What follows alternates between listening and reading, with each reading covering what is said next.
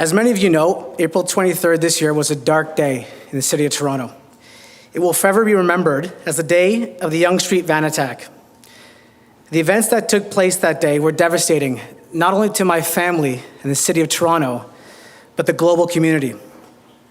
10 killed, 16 injured, and thousands affected by a hate crime. Among those killed was my sister, Anne-Marie D'Amico. Returning from lunch, walking innocently on the sidewalk, she was struck and killed. That day we lost someone special, a woman who had the capability of touching the hearts of people all around her. A woman who could inspire us through her small acts of kindness. A woman who had the ability to put a smile on your face, whether through a warm embrace or her sense of humor. A woman who believed in family and communal efforts as a path for collective success. She listened to people's concerns and conducted herself in exemplary ways to enact positive change. She was a woman who lived life to the fullest. Yes, the horror that struck that sunny afternoon has left a scar that we must all live with, a scar that was born out of hatred and violence. Needless to say, my family was devastated. We were left struggling to figure out how to move forward. Acceptance is a tumultuous path riddled with many ups and downs. And with someone like Anne-Marie, you continue to ask yourself, how do we let go of someone so beautiful?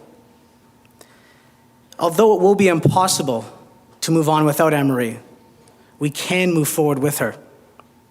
As someone once said, life is 10% what happens to us and 90% how we react to it. We are in charge of our attitude. Such a powerful statement in its simplicity that shapes how we conduct ourselves moving forward.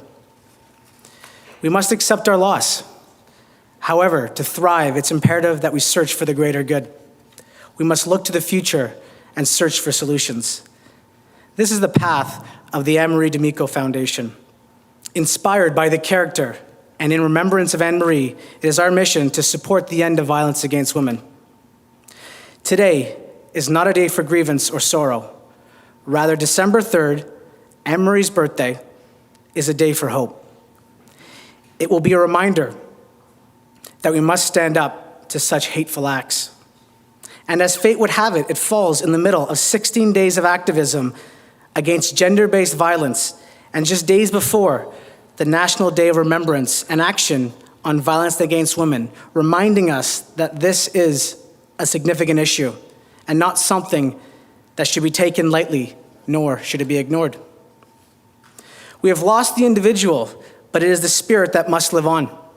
The same spirit entrenched within women everywhere.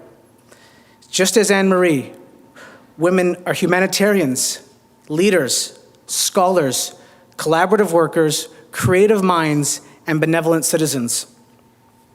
When a woman is abused, when she is shut down, when she is isolated, when she is degraded, when she's killed, we as a community lose the life and the vitality and all the potential contributions that a woman can make to her family, friends, and the community. Violence against women leads to suffering, and if some of us suffer, we all suffer. Violence against women harms us all. We must stand up to misogyny, sexism, and hate, and it starts with establishing a culture of respect for women.